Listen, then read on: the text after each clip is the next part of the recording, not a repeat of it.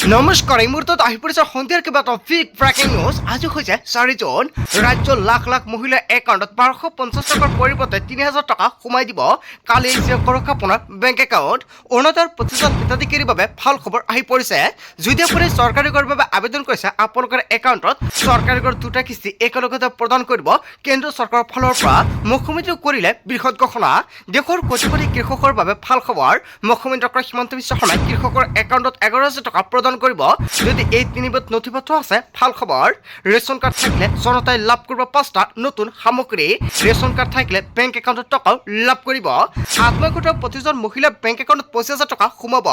লগতে কেইবাটাও ৰাজনৈতিক খবৰৰ লগতে অৰাজনৈতিক খবৰ যুগুত কৰা হৈছে। আজিৰ দিনটোত গোটেই অসম তথা ভাৰতৰ বিভিন্ন প্ৰান্তৰ পৰা যুগুত হৈছে কেইবাটাও ডাঙৰ খবৰ।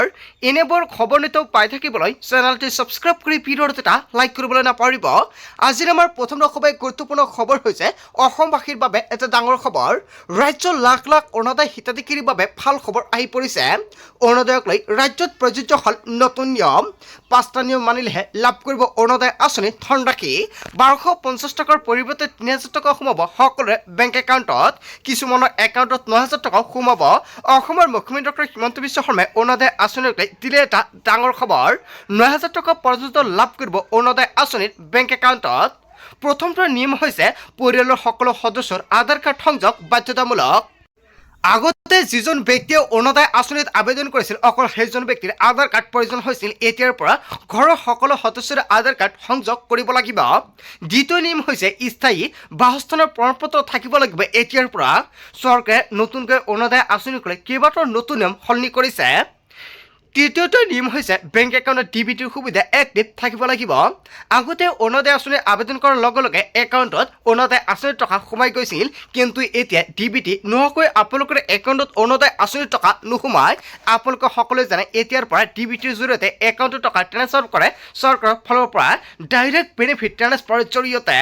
চতুৰ্থটো নিয়ম হৈছে পৰিয়ালত কোনো চৰকাৰী চাকৰিয়াল থাকিব নোৱাৰিব। যদি আপুনি অৰুণোদয় আঁচনিৰ টকা পাই আছে, বৰ্তমান সময়ত আপোনাৰ ঘৰৰ সদস্য চাকৰি পাইছে, তেনে ক্ষেত্ৰত সেইজন ব্যক্তিৰ নাম তালিকাৰ পৰা কৰ্তন হ'ব।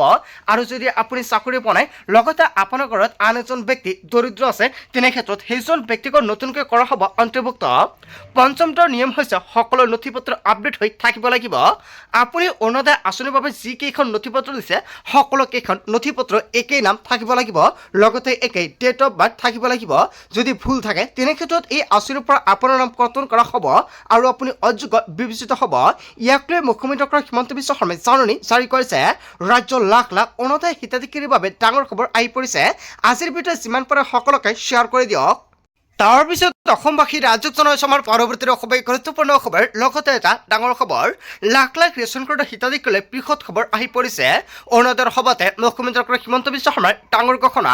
চেনি, দালি, মিঠাতেল, নিমখ হ'ব সম্পূৰ্ণ বিনামূলীয়া। যদি আপোনাৰ ৰেচন কাৰ্ড আছে, আপোনাৰ বাবে ভাল খবৰ। জুন মাহতে কিন্তু আপুনি অকল চাউলহে লাভ কৰিব আৰু এইকেইবিধ সামগ্ৰী আগষ্ট মাহৰ পৰা লাভ কৰিব। জুলাই মাহত মুখ্যমন্ত্ৰী ডক্টৰ হিমন্ত বিশ্ব শৰ্মাই নতুন বাজেট ঘোষণা কৰিব আৰু বাজেটত কি বস্তু উল্লেখ কৰে সকলোকেইটা সুবিধা লাভ কৰিব। অৰুণোদয় আঁচনিৰ পৰা আৰম্ভ কৰি চৰকাৰী ৰেচন কাৰ্ড কেইবাটাও সুবিধা প্ৰদান কৰিব। কৃষকৰ বেংক একাউণ্টত 11,000 টকা সোমাই দিব। প্ৰতিটো ৰেচন কাৰ্ডৰ পৰিয়ালক আধা কেজিকৈ চাহপাতো প্ৰদান কৰা হ'ব বুলি ঘোষণা কৰিছে মুখ্যমন্ত্ৰী ডক্টৰ হিমন্ত বিশ্ব শৰ্মাই। চৰকাৰ আহিলে আগন্তুক দিনত ইয়াৰ বিষয়ত চিন্তা চৰ্চা কৰা হ'ব বুলি ঘোষণা কৰিছে মুখ্যমন্ত্ৰী ডক্টৰ হিমন্ত বিশ্ব শৰ্মাই। লাখ লাখ ৰেচন কাৰ্ডৰ হিতাধিকাৰীৰ বাবে বৃহৎ খবৰ। আজিৰ ভিডিঅ'ত যিমান পাৰে সকলোকে শ্বেয়াৰ কৰি জনাই দিয়ক। আৰু এই মাহৰ 10 তাৰিখৰ পূৰ্বে আপুনি ৰেচনৰ চাউল সংগ্ৰহ কৰক। যিসকলে হিতাধিকাৰী ৰেচন কাৰ্ড ই-কৈছো কৰা নাই, 10 তাৰিখৰ পূৰ্বে ৰেচন কাৰ্ড ই-কৈছো কৰক, অন্যথা ৰেচন কাৰ্ডৰ তালিকাৰ পৰা আপোনাৰ নাম কৰ্তন কৰা হ'ব পাৰে।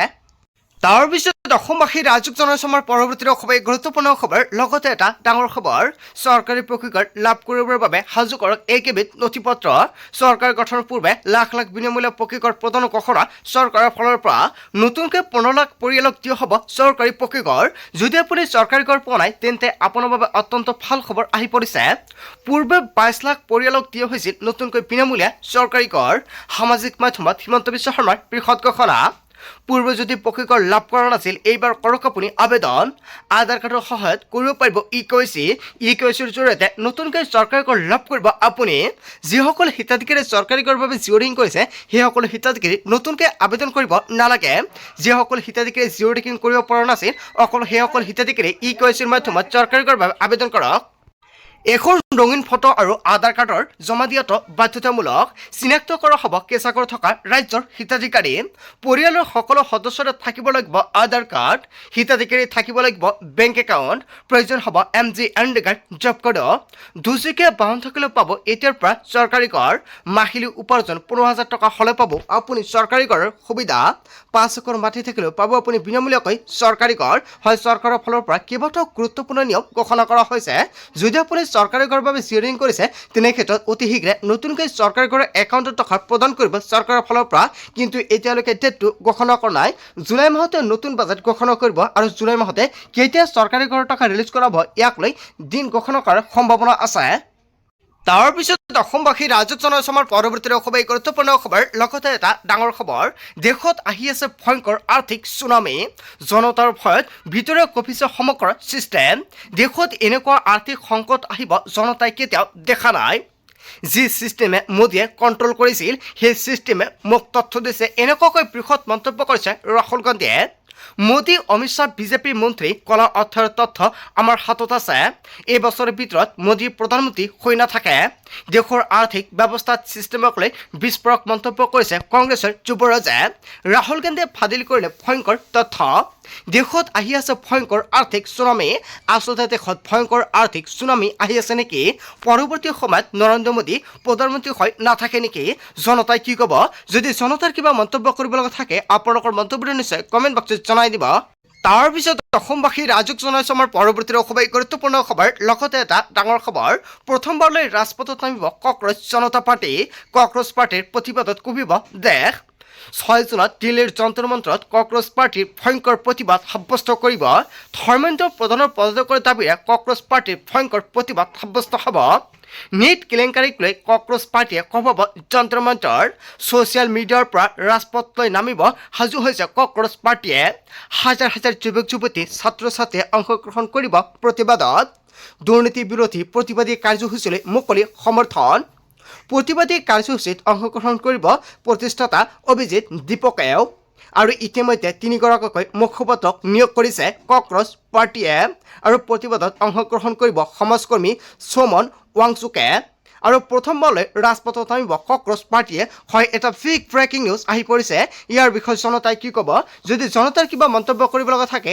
আপোনালোকৰ মন্তব্যটো নিশ্চয় কমেণ্ট বক্সত জনাই দিব তাৰ পিছত অসমবাসী ৰাজক জনসমাৰ পৰৱৰ্তী অসমবাসী গুৰুত্বপূৰ্ণ খবৰ লগতে এটা ডাঙৰ খবৰ মছজিদত বিজেপি জিন্দাবাদ ধ্বনি দিলে মিয়াই অনাগত দিনত বিজেপিৰ লগত থাকিব বুলি ক'লে শপত হয় এটা ডাঙৰ খবৰ আহি পৰিছে অৱশেষত মিয়াসকলে শপত ল'লে অনাগত সময়ত বিজেপিৰ লগত থাকিব বুলি মছজিদতে আল্লাহৰ নামত শপত বাক্য কৰিলে মিয়াসকলে বিজেপিৰ লগত নাথাকি আমি ভুল কৰিলোঁ বুলি মন্তব্য কৰিছে বা এতিয়া পস্তাইছে মিয়াসকলে বিজেপিৰ লগত নাথাকি ভুল কৰাৰ বাবে আমি ক্ষমা বিচাৰিছোঁ আজি আমি শপত লৈছোঁ অনাগত দিনত আমি বিজেপিৰ লগতে থাকিম লখিমপুৰৰ কাকৈ ৰাজগড়ত মছজিদত বিজেপি জিন্দাবাদ শ্লোগান আৰু আল্লাহৰ ওচৰত শপত খাই নিজৰ ভুল স্বীকাৰ কৰিছে মিয়াসকলে মছজিদত বিজেপি জিন্দাবাদ ধ্বনি দিলে মিয়া সমাজে আৰু অনাগত দিনত বিজেপিৰ লগত থাকিম বুলি ল'লে শপত হয় এটা খুবেই ডাঙৰ খবৰ আহি পৰিছে তাৰ পিছত অসমবাসী ৰাজক জনসমাৰ পৰৱৰ্তী অসমবাসী গুৰুত্বপূৰ্ণ খবৰ লগতে এটা ডাঙৰ খবৰ হেলমেট নিপিন্ধা বাইক আৰোহীৰ বিপদ নিশ্চিত আপোনাৰ ঘৰত 2চকীয়া 3চকীয়া বা 4চকীয়া বাহন আছে নেকি তেনে ক্ষেত্ৰত আজিৰ পৰা কেইবাটাও নতুন নিয়ম সলনি হ'ব হেলমেট অবিহনে বাইক চলালে জব্দ হ'ব আপোনাৰ বাহন কেৱল এয়াই নহয় নিয়ম নমনা বাইক চালকৰ বাবেও ৰাখিব লাগিব থানাত এমাহৰ বাবে প্ৰশাসনে জব্দ কৰিব আপোনাৰ বাইক 20ৰ পৰা 25 বছৰীয়া যুৱকৰ বাবে বাইকৰ স্পীড লিমিট নিৰ্ধাৰণ কৰি দিয়া হ'ব হেলমেট নিপিন্ধিলে জৰিমনা বিহি আৰক্ষীয়ে জব্দ কৰিব বাহন আৰু বাইক আৰক্ষীক সকীয় নীতি ঘোষণা কৰিছে বিধায়ক ভূপেন বৰাই পথ দুৰ্ঘটনা ৰোধৰ বাবে এই পদক্ষেপ গ্ৰহণৰ ঘোষণা কৰিছে ভূপেন বৰাৰ ফালৰ পৰা হেলমেট নিপিন্ধা বাইক আৰক্ষীৰ বিপদ নিশ্চিত বুলি ঘোষণা কৰিছে। যদি আপোনাৰ ঘৰত দুচকীয়া, তিনিচকীয়া, চাৰিচকীয়া বাহন আছে, তেনে ক্ষেত্ৰত আজিৰ পৰা আপুনি সাৱধান হওক। দুচকীয়া বাহনক লৈ আহি পৰিছে নতুন নিৰ্দেশনা। আজিৰ ভিতৰত যিমান পাৰে সকলোকে শ্বেয়াৰ কৰি জনাই দিয়ক, যাতে সকলোৱে জানিব পাৰে আৰু সকলোৱে নীতি নিয়মসমূহ মানি চলিব পাৰে, নহ'লে কিন্তু ভয়ংকৰ বিপদৰ সন্মুখীনত পৰিব।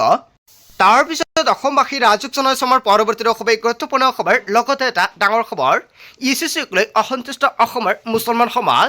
ইউচিচিয়ে অসমৰ মুছলমানৰ অন্তৰত আঘাত সানিছে। আচলতে ইউচিচিয়ে মুছলমানৰ অন্তৰত আঘাত সানিছে নেকি, আৰু ইউচিচিক লৈ অসন্তুষ্ট হৈছে নেকি অসমৰ মুছলমানসকল? ইয়াৰ বিষয়ত মুছলমানসকলে নিশ্চয় কমেণ্ট বক্সত জনাই যাব। ইউচিচিৰ বিৰুদ্ধে উচ্চতম ন্যায়ালয়ৰ দ্বাৰস্থ হ'ব এআইইউডিএফ। এআইইউডিএফৰ প্ৰধান বদৰুদ্দিন আজমল হজৰ পৰা আহিলে লোৱা হ'ব সিদ্ধান্ত। ইউচিচিত অন্তৰ্ভুক্ত নিৰ্দেশনাবোৰ মুছলমানে মানি নলয় বুলি ঘোষণা কৰিছে, আৰু আমি সুপ্ৰিম কোৰ্টৰ কাষ চাপিম। কংগ্ৰেছ বৰ্তমান মুছলিম লীগত পৰিণত হৈছে, আৰু কংগ্ৰেছৰ দৰ্জনে বিধায়ক বিজেপিলৈ গৈছে। এআইইউডিএফ নহয়, কংগ্ৰেছেহে বিজেপিৰ এজেণ্ট, সেয়া প্ৰমাণ হৈছে। দোৱালগড় বিধায়ক মুজিবুৰ ৰহমানৰ মন্তব্য। হয়, মুজিবুৰ ৰহমানে যিকেইটা মন্তব্য কৰিছে, জনতাই কি ক'ব? যদি জনতাৰ কিবা মন্তব্য কৰিব লগা থাকে, আপোনালোকৰ মন্তব্যটো নিশ্চয় কমেণ্ট বক্সত জনাই দিব। তাৰপিছত অসমবাসী ৰাজক জনাইছে আমাৰ পৰৱৰ্তী খুবেই গুৰুত্বপূৰ্ণ খবৰ। লগতে এটা ডাঙৰ খবৰ, উৎকট গৰমৰ মাজতে বৰষুণ দিব সকাহ। হয়, এটা বিগ ব্ৰেকিং নিউজ আহি পৰিছে। ৰাজ্যত ভয়ংকৰভাৱে বৰষুণত দিছে আশা, আৰু 6 জুন পৰ্যন্ত ৰাজ্যত হ'ব ধাৰাসাৰ বৰষুণ। কেইবাখনো জিলাত প্ৰচণ্ড গৰম আৰু হিমেকা বতৰক লৈ এলাৰ্ট জাৰি কৰিছে বতৰ বিজ্ঞান কেন্দ্ৰৰ ফালৰ পৰা। বৰষুণ আহিলেও ৰাজ্যৰ কেইবাখনো জিলাত স্বাভাৱিককৈ বৃদ্ধি পাব গৰমৰ প্ৰকোপ। বঙাইগাঁও, বৰপেটা, দৰং, শোণিতপুৰ, বিশ্বনাথ, নগাঁও, গোলাঘাট জিলাত ধুমুহাৰ লগতে বৰষুণ বজ্ৰপাতৰ সম্ভাৱনা। 8খনকৈ জিলাত প্ৰচণ্ড গৰমৰ বাবে এলাৰ্ট জাৰি কৰা হৈছে। বৰ্তমান আপোনাৰ অঞ্চলত বতৰৰ পৰিস্থিতি কেনেকুৱা কমেণ্ট কৰক। ধুবুৰী, বঙাইগাঁও, বৰপেটা আৰু দৰঙত অসহ্যকৰ হ'ব পাৰে গৰমৰ প্ৰকোপ। শোণিতপুৰ, বিশ্বনাথ, নগাঁও আৰু গোলাঘাটতো বাঢ়িব পাৰে গৰমৰ প্ৰকোপ। আজিৰ ভিডিঅ' সকলোকে শ্বেয়াৰ কৰি জনাই দিব আপোনাৰ অঞ্চলত গৰমৰ প্ৰকোপ কেনেকুৱা, বৰ্তমান সময়ত বৰষুণ দি আছে নেকি। আজিৰ মূল ভিডিঅ'খনত আপোনালোকে সেইখিনি সৰু এটা ইনফৰমেশ্যন দিবলগীয়া আছিলে। ভিডিঅ'টি ভাল লাগিলে লাইক, কমেণ্ট, শ্বেয়াৰ কৰক। চ' থেংক ইউ ফৰ ৱাচিং ফুল ভিডিঅ'।